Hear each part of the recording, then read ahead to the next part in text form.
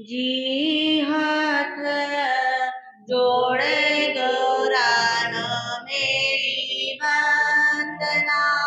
जी हाथ जोड़े गौरान मेरी वंदना।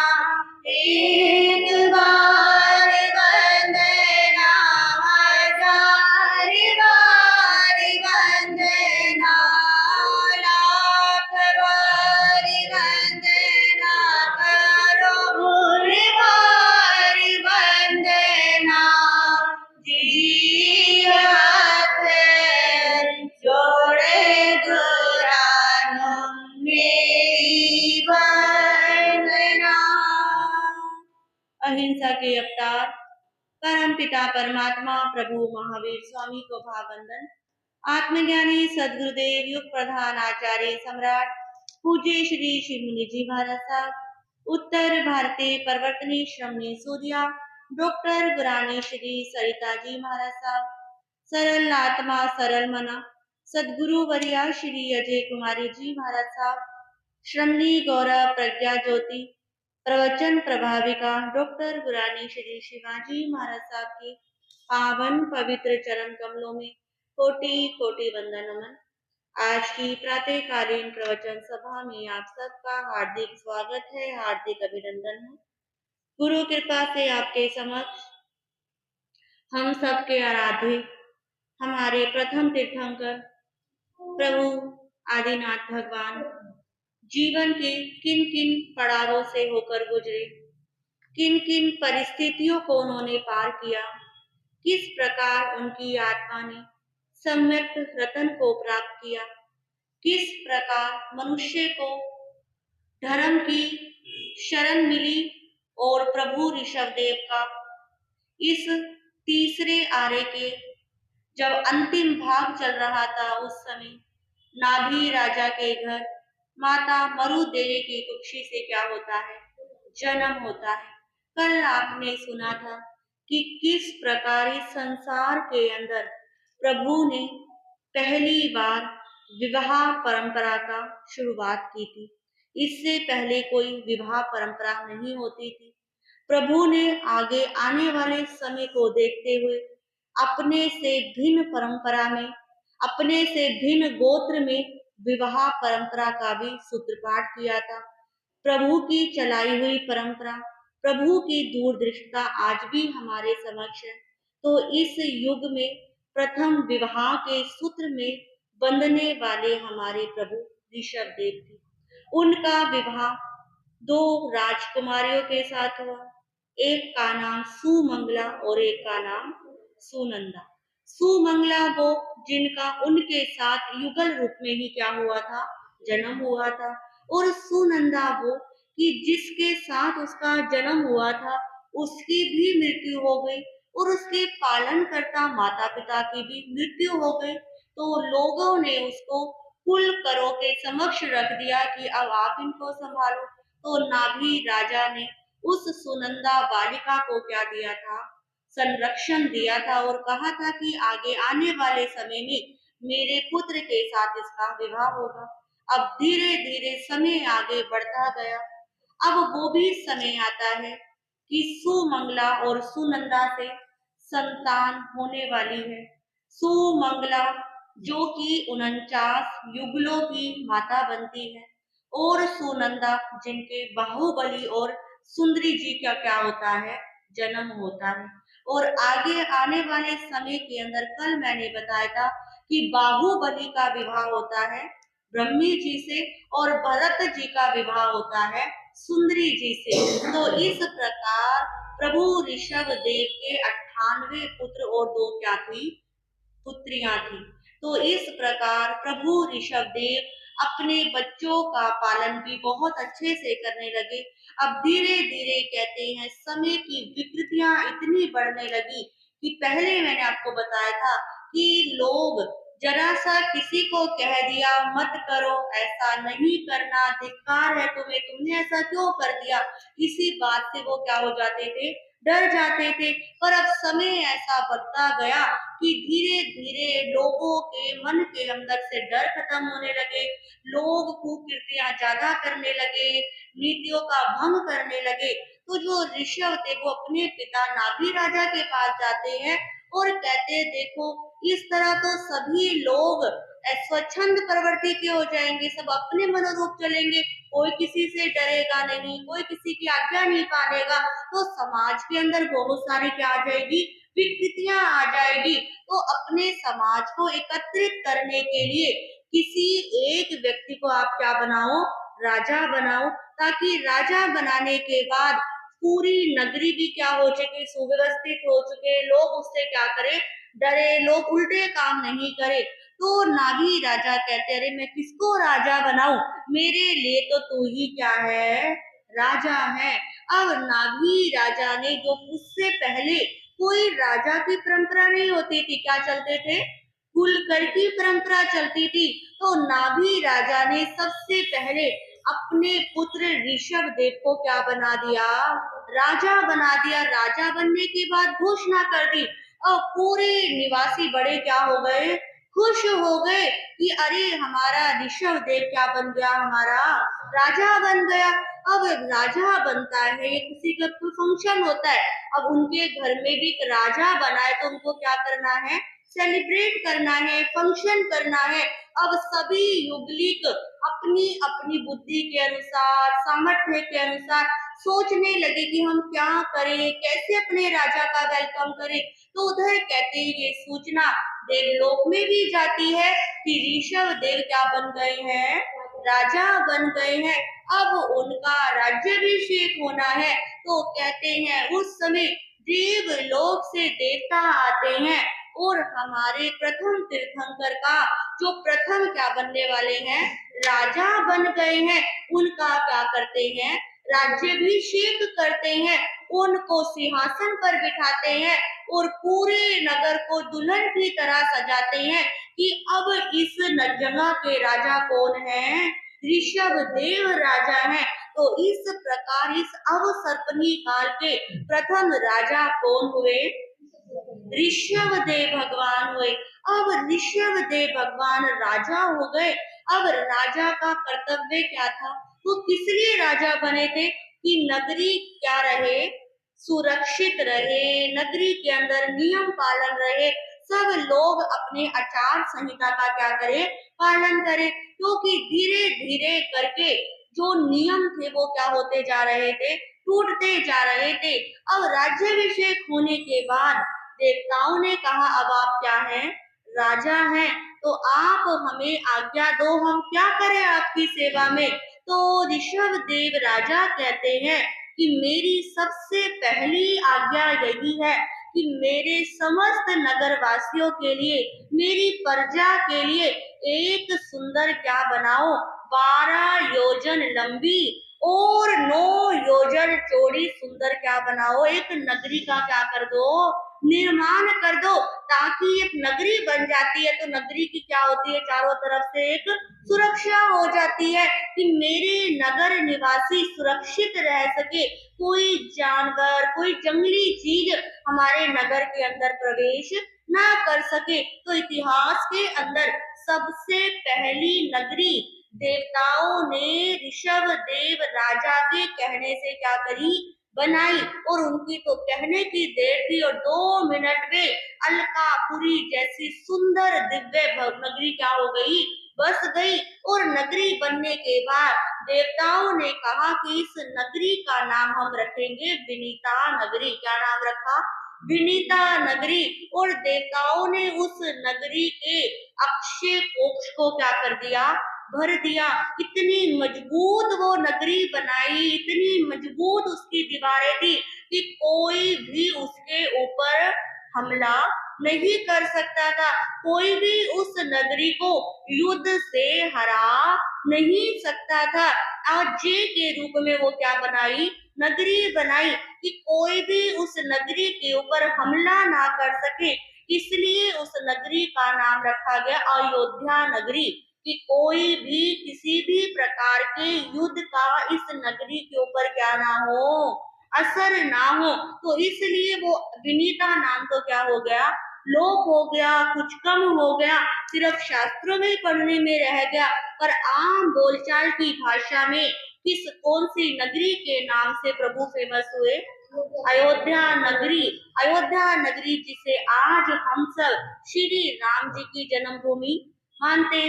वैसे कोई अयोध्या नगरी गया हो या ना गया हो, पर अब श्री राम मंदिर बनने के बाद सभी ने उस नगरी का क्या किया है, मैक्सिमम स्पर्श किया है कि देख के आए कैसा राम मंदिर बना है। पर उसकी रचना तो हमारी किसने करी है, उस नगरी की तो देवताओं ने करी है। उस नगरी में हमारे प्रभु ऋषभ देव का क्या हुआ है, जन्म हुआ है। उस नगरी में हमारे प्रथम राजा हुए हैं। उस नगरी की स्थापना देवताओं ने की है। तो इस प्रकार वो उस नगरी अयोध्या नगरी का राजा ऋषभ देव अपनी प्रजा का, अपने बच्चों के समान क्या करने लग गए, लालन पालन करने लग गए।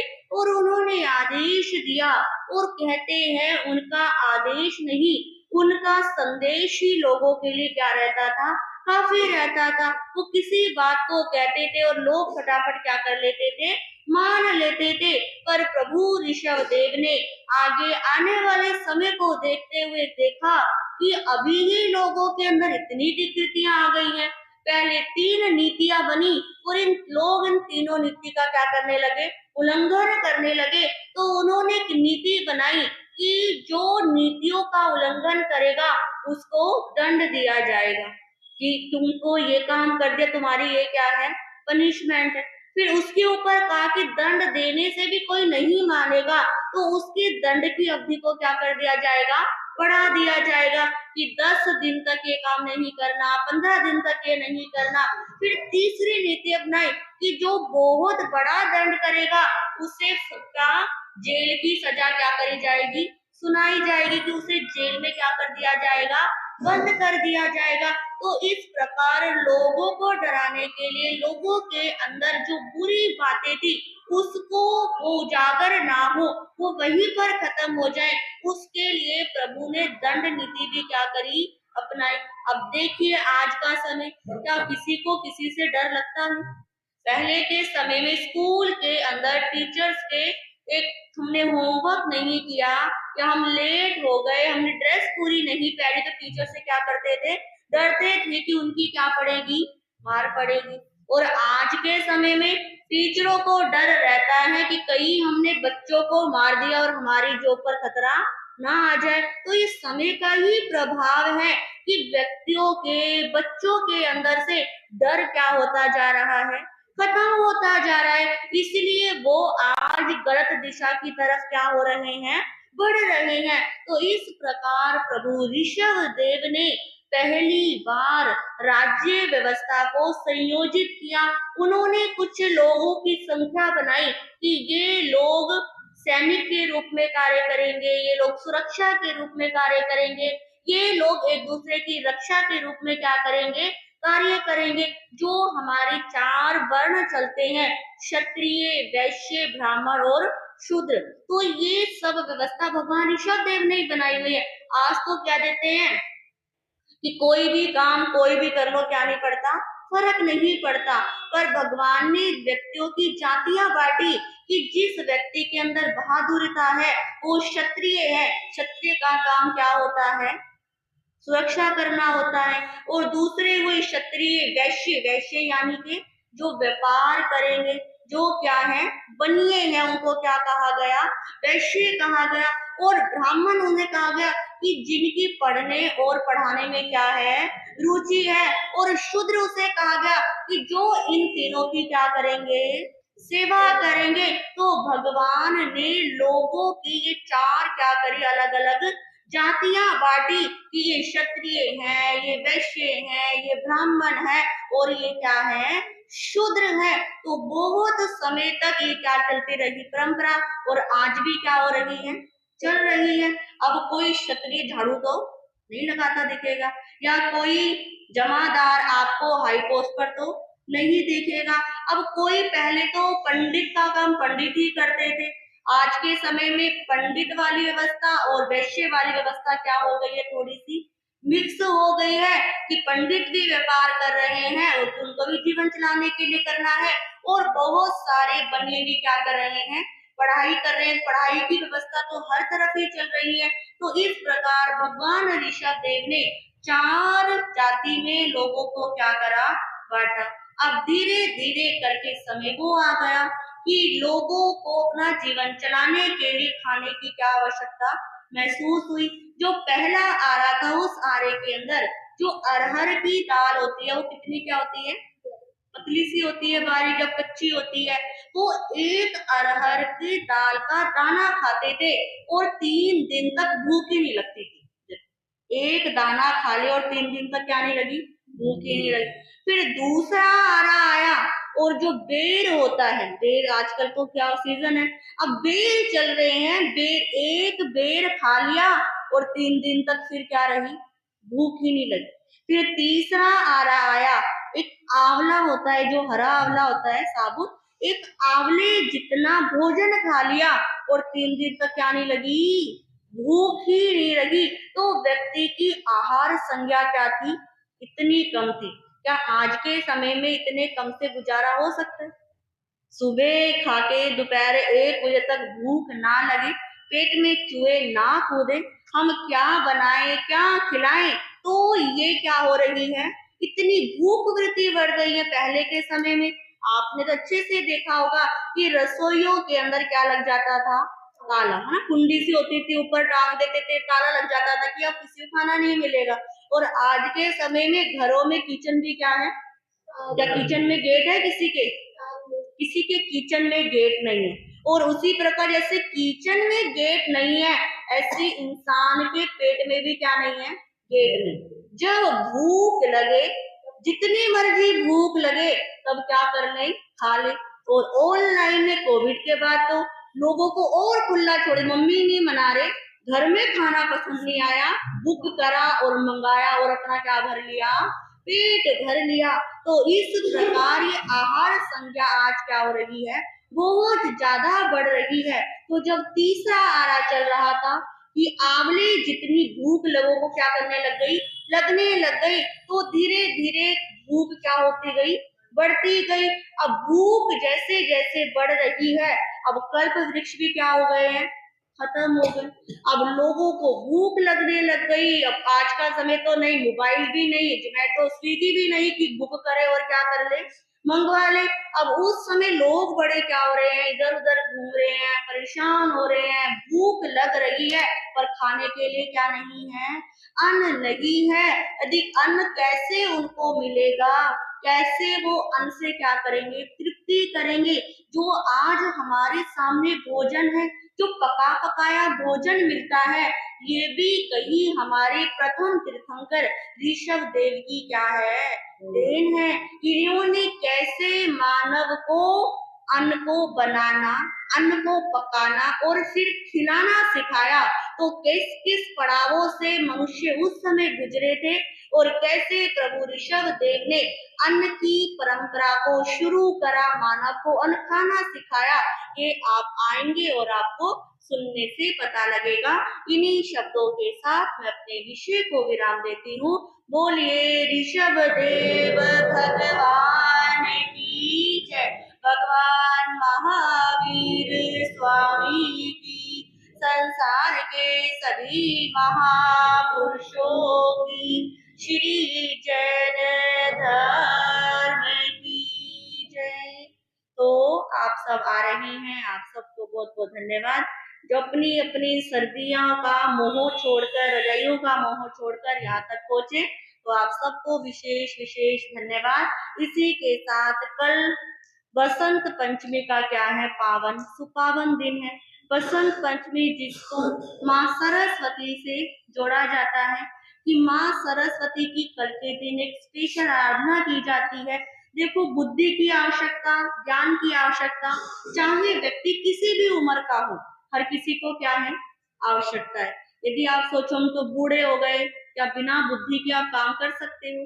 बिना सही डिसीजन के आप क्या गृहस्थी चला सकते हो? तो माँ सरस्वती की आवश्यकता, उनके दिव्य आशीर्वाद की आवश्यकता जिंदगी के हर पड़ाव पे होती है, हर समय होती है। और माँ सरस्वती एक दिन में कहते हैं एक बार हमारी जीभ पर क्या करती है, निवास करती है। कहते हैं ना, हमने कुछ बोला और बोलते ही कई बार क्या हो जाता है, वो काम हो जाता है। किसी को यार उसकी याद आ रही है, उससे बात करते हैं और सामने क्या हो जाता है, हाजिर हो जाता है। तो माँ सरस्वती आज भी हर भक्तों के, हर व्यक्ति के आस पास क्या करती है, रहती है। तो कैसे हम माँ सरस्वती की आराधना अपने जीवन में कर सकते हैं, अपनी बुद्धि को तीव्र कर सकते हैं, उसके लिए कल हम आपको बताएंगे। इसके साथ कल हमारे संघ गौरव प्रवर्तक पूज्य गुरुदेव श्री प्रेम सुख महाराज साहब जी का भी क्या होता है, कल के दिन पावन जन्मोत्सव होता है। उनका भी इस धरती के ऊपर बहुत उपकार है। स्पेशल इंद्रपुरी के प्रत्येक निवासी के हृदय में वो क्या करते हैं, निवास करते हैं, हमारे भी आराध्य हैं। तो पूज्य गुरुदेवों के उपकारों से भी हम क्या क्या होंगे, उपकृत होंगे। तो आप खुद भी आए और दूसरों को भी लाने का क्या करें, प्रयास करें। तो जो अभी घर पे बच्चे हैं, बहू हैं, बेटियां हैं, थोड़ा कल उनको कहें कि 1 घंटे के लिए क्या करें, जरूर चले। क्योंकि जीवन के अंदर सुनने से सही दिशा क्या होती है, मिलती है। तो खुद भी आए और दूसरों को भी लाने का प्रयास करें। इन्हीं शब्दों के साथ कोई सूचना, आज हमारे मंत्री जी नहीं आए, कोई बात नहीं, तो शायद ठंड लग गई आज। अच्छा जी, चलो। तो आप सब कल खुद भी आए और दूसरों को भी लाने का प्रयास करें। मंगल पाठ सुनेंगे। नमो अरिहंतानम, नमो सिद्धानम, नमो हरियानम, नमो वज्रायनम, नमो लोए सब साहुनम, ऐसो पंच नमो कारो सब पावपनासनो मंगलानंचे सब्बे सिंह परमम हवै मंगलम। ओम नमो नानस, ओम नमो दंसनस, ओम नमो चरितस, ओम नमो तपस, अंगुष्टे अमृत बसे लब्धि तना भंडार, श्री गुरु गौतम सुमरिये मन वंचित फल दातार, श्री चत्तारी मंगलम हरिहंता, मंगलम सिद्धा, मंगलम साहू, मंगलम केली प्रणतो धम्मो मंगलम। चत्तारी लोगोत्तमा हरिहंता, लोगोत्तमा सिद्धा, लोगोत्तमा साहू, लोगोत्तमा केली प्रणतो धम्मो लोगोत्तमा। चत्तारी शरणं पवज्जामि हरिहंते, शरणं पवज्जामि सिद्धे, शरणं पवज्जामि साहू, शरणं पवज्जामि केली प्रणतम धम्मं, शरणं पवज्जामि। ये चार शरण दुख हरण जगत में हो